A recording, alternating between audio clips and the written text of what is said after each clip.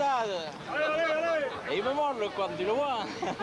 Un invité de dernière minute chez les supporters toulousains. Maître Corbeau, sans son fromage, se mêle à la fête.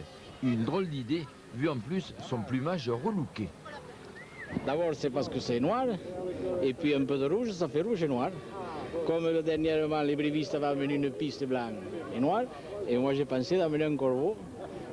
Ouais, mais il paraît que le corbeau, ça porte malheur. Non, pas du tout, non, au contraire. Et on va le lâcher là et on va gagner. La croix occitane flotte normale, c'est la suprématie en Midi-Pyrénées qui est en jeu. Rouge et noir ou bleu et blanc, chaleur oblige, il y a de la place pour afficher ses couleurs.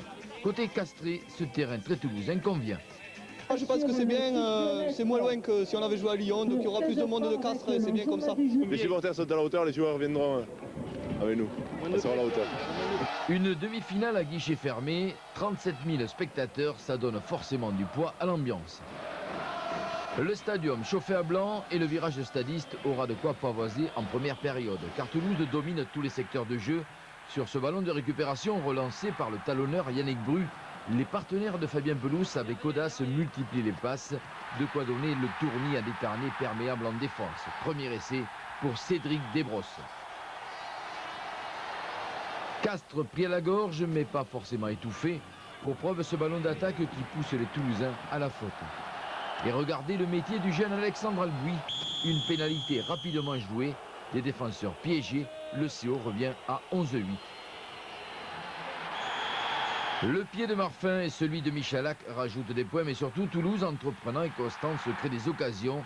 Celle-ci, à la 36e minute, se termine par l'essai de Yann Delegue. Delegue, remarquable distributeur du jeu, 23-11 à la pause, Noves exulte. Deuxième période, Castres retrouve son tonus et enchaîne les offensives, mais le stade fait front. Il faudra cette accélération d'Arnaud Coste pour amener l'essai de François Pisson. Mais le buteur Marfin, plus régulier que Sarama, maintiendra l'écart. Toulouse et bat Castres 32-21. Ils ont su retrouver la continuité qui faisait leur force il y a quelques temps et ils ont su la trouver au bon moment. Nous, on a passé beaucoup de temps à défendre, donc on s'est fatigué et ensuite il était difficile d'exploiter le peu de ballons qu'on a eu, mais c'est sûr que tout s'est pratiquement joué en première mi-temps. Porté par ses complices, Califano s'est offert une sortie triomphale, mais avant son départ en Nouvelle-Zélande, il lui reste à jouer sa 6e finale en 8 ans. Mais c'est vrai qu'aujourd'hui, on va dire entre guillemets qu'on a su redresser la tête, surtout après le mauvais parcours de la Coupe d'Europe. Donc aujourd'hui, on est assez content, on est européen l'année prochaine, on est finaliste cette année, ben, tant mieux, on verra si on a encore l'opportunité et la chance de mettre toutes les chances de notre côté et la force pour revenir avec un 16e bouclier. Le bonheur de Frédéric Michalak, 2 ans après avoir joué la finale cadet, lui et Clément Poitrenaud retrouveront le Stade de France. Première grande finale aussi pour Gérard, Jean-Jean et Bouillou, la jeune classe des Toulousains.